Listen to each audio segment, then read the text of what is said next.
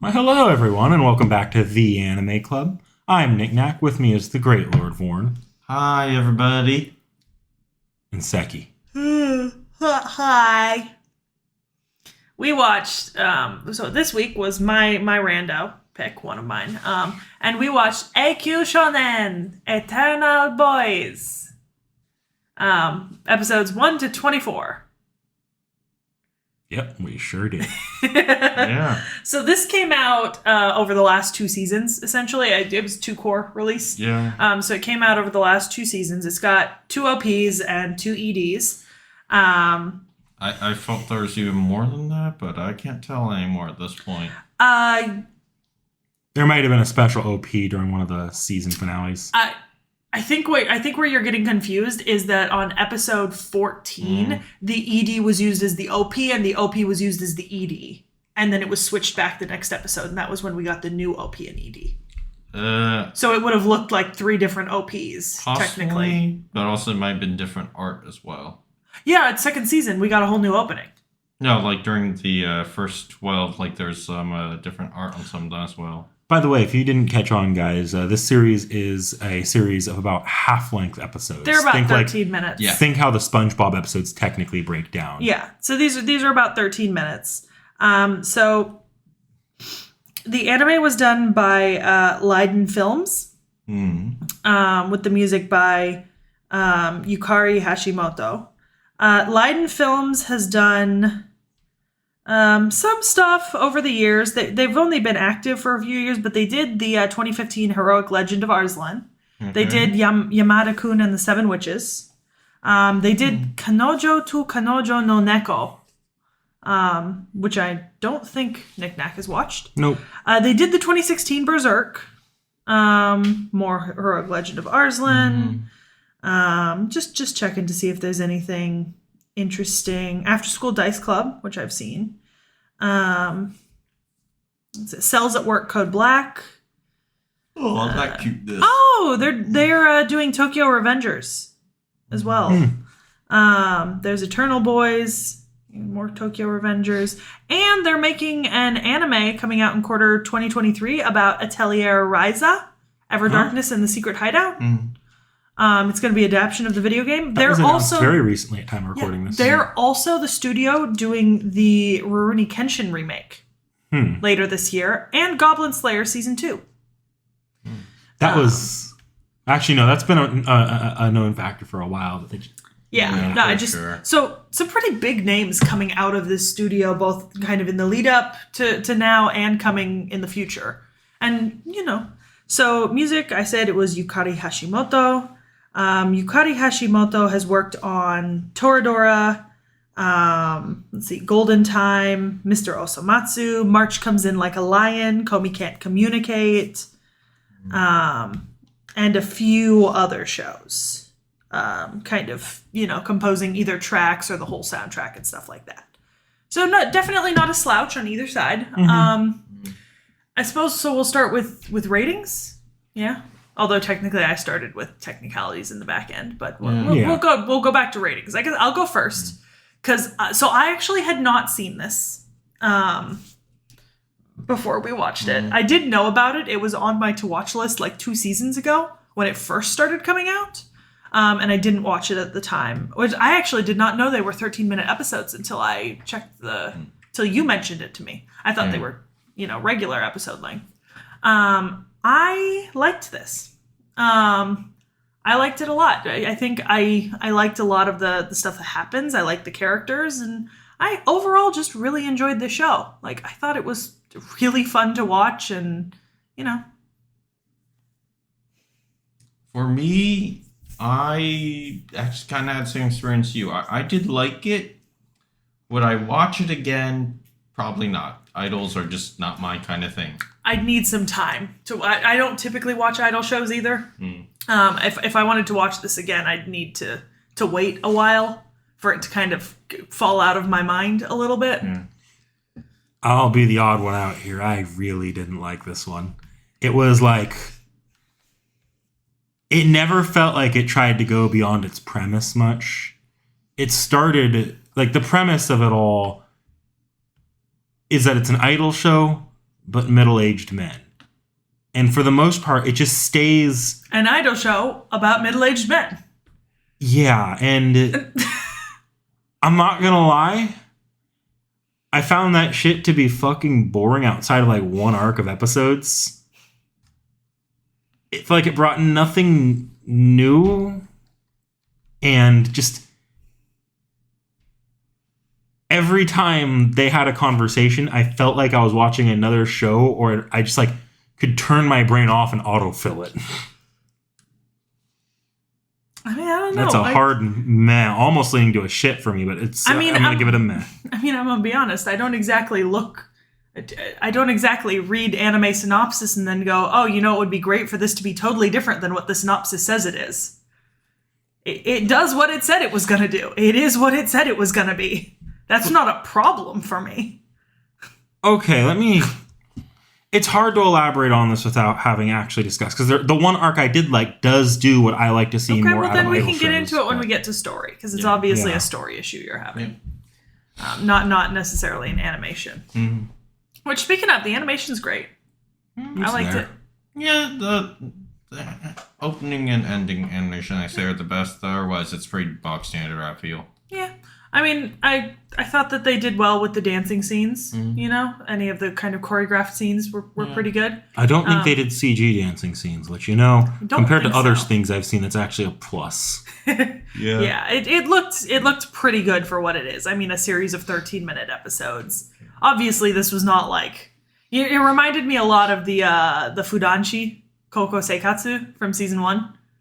In kind of, because remember, that was also a shorter show, didn't run the full length, like solid animation, but nothing outstanding because, you know, shorter show, less popular.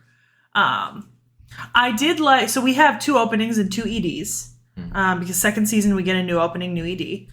I do like both of the openings. I think the second one is better. That's the rainbow and splatter and white. I do like that one a little bit better, but I actually really enjoy both. As to the EDs, I definitely like the second season ED better. Like hands down. And then I actually did like their idol songs. The 2 or 3 that they showed off mid-episode, I liked. I thought they were good. For the first OP, I did like that they actually had the actors sing their own little part right there. And for the second one, just use of colors. It was very, very nice. Yeah, the second one was visually beautiful. I mean, I like the second OP. Second OP is pretty good. Hey, you know what the second OP kind of reminded me a little bit of? You did Noragami. And Noragami and Domestic Nakanojo both make use of, like, the color dichotomy in their openings. Yeah. It reminded me a lot of that, and I loved it in those shows. It's one of the only things I liked about the Domestic Nakanojo opening, because I don't like the song, but I love the visuals that go with it, and I just love the Noragami opening. You say you don't like the song, but, like, when you hear me play it in the car, you start singing along sometimes. Do I? Yeah. To the Domestic Nakanojo? Because you forget that it's Domestic Nakanojo. Are you sure you're not talking about, like... No. Huh. Sometimes you'll ask what that is, and I'll just remain quiet. Oh, and then I know. I genuinely cannot remember what the Domestic... I haven't played it in a while, but, like, it's... It's trauma. It's PTSD. It's muscle memory. I feel like you're conflating the OP with the series here, because the OP was actually, like, really, really well done. I feel like you're confusing my love for the Kaguya opening. No. Nope. Really? Yeah. No, you recognize the Kaguya openings almost immediately. Oh, yeah, because they're easy. No, Domestic Nakanojo's opening, though, like, it was so... I realize this is not a Domestic Nakanojo, so I won't, like, linger on this. It was so good, the singer released a sequel to the song that was not tied with any anime. Thank God. You know what the funniest part of this is? This is obviously a trauma memory response, like reflex, because I have no memory of this happening, and I cannot think of the words, but I'm sure, like, right now, you can't even remember what the OP sounds like. I can't, but I completely believe you that if you put that on, I'd probably start singing along. Because I do that sometimes, and sometimes I don't remember that I I know a song until it starts playing, and I'm like, what the fuck is this? How do I know it? That's, you know what? That's valid. I will say all the songs from this show, except for the first ED, are getting added to one of my anime playlists. I did like them enough, you know? Yeah. And honestly, I think I like it's not just that I like the tune, But I like the songs themselves, like the words. Like specifically. Yeah. At least for me. And then I'm huge with tune when it comes to my music, so peppy J-pop idol song is going to sound the same unless I listen to it enough.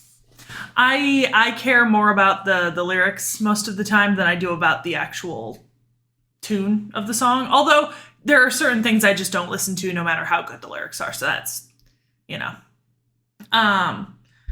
definitely think that some of the dancing scenes were the best animation, right? Yeah. Outside of the OP, because obviously they put a lot of There's effort. also only like 3 of those. Though. They are, but they're good. Yeah. Yeah. Although, like, that you should expect them to be good because this is an idol anime. Yeah, if they're not good, what are they fucking doing? Yeah. Like, what, are they having mecha battles in there somewhere that cost them more money? Right. Which, no, they're not. There are no... There's some weird shit goes down in this show, too. Like, it's going to be interesting to get into it, but some weird shit goes down. But, yeah. So, It's not I would not recommend that anyone try to binge this show, though. Like, it may sound tempting because it's like 13-minute episodes.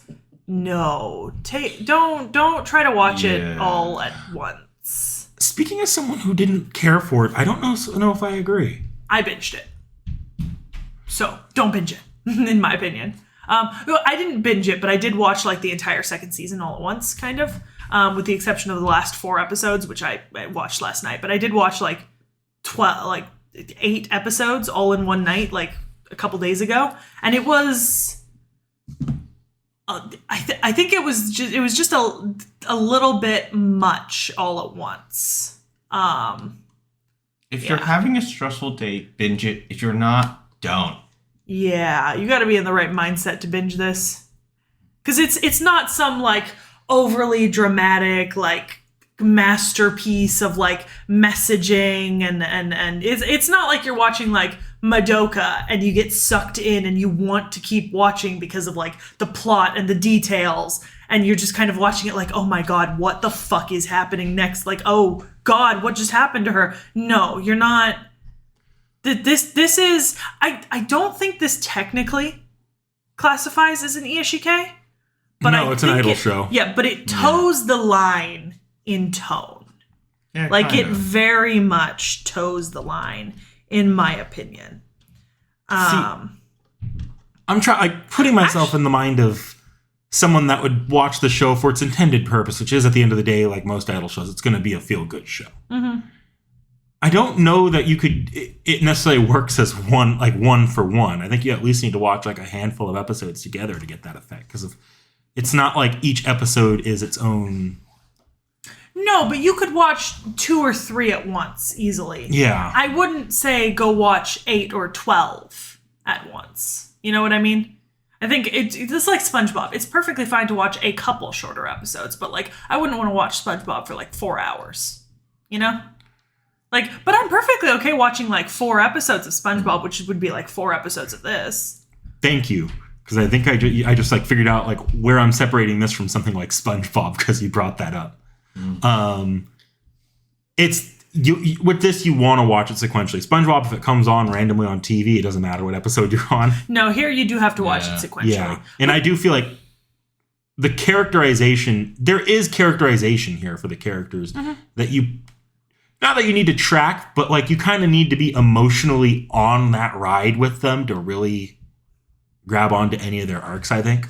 That's fair, but that doesn't mean you... No, you don't binge like 20 at a time. Yeah, that's what I mean. I wasn't saying don't binge it at all, but like don't try to binge this whole series because you think it's not that long. But I think assuming you don't try to binge it all, like a 2-week period, 2 to like 4-week period of watching the show in its entirety, I do think that's a fair amount. Yeah. Fun fact, I just learned that they are developing an Otome game based on this for release this year. Oh, fucking And I Christ. desperately want to play it. Like, I'm so curious. It feels like Dream Daddy 2.0. You know what? If ever anyone wants to watch her play this Otome game... She can't. It'll be Japanese only, and I don't think this will have the community around it to get a translation out. Well, first Makes me so unhappy. Japanese or make her use Deep L. Let's see. Eikyu Shonen Otome. Oh my. I mean, well, let's see. What idol anime doesn't have an Otome game or any kind of game like that? Let's think about that. Oh, it's gonna be a mobile game! Oh, it's gonna be coming to iOS and Android in early 2023. Oh, apparently it will tell a completely different story with full vocals. The player will play as a personal assistant to support the new idols. There will be 2 featured idol groups in it so far that have been revealed outside of the regular. Interesting. Oh. Japan only. No. The idol groups you get to pick from are the fucking the Stolove and the Gentleman group, the more popular ones. The actual Eternal Boys says that they're not listed in the cast thus far as playable. Probably too busy. No, I mean in the game, the Otome is not like for the characters in the anime. Yeah, the actors are probably too busy. They would just get different actors. I don't think they're keeping the same actor. Voice actors do gacha games all the time in the anime industry. Yeah, no. But it's just disappointing that Seki should know. She's seen all those. These were voiced by the same person. Yes, but that's not the problem. That's disappointing. Okay. Seki is disappointed. Seki wanted an Eternal Boys Otome game. But I suppose it being a spin-off called Twilight Spica probably should have clued me in because Twilight's the other agency that the other groups are under, so. Well, on that note, come back 2 days from now and watch our review of the story of Eternal Boys. Thank you, Shonen. We can't say 2 days from now. This might be on a Friday. Who knows? It'll come back. You'll see us eventually. Well, thank you, everybody, for coming and watching. Please like, subscribe, leave a comment, especially to Pastor Seki if you want to. Anyway, thanks. Bye. Aww.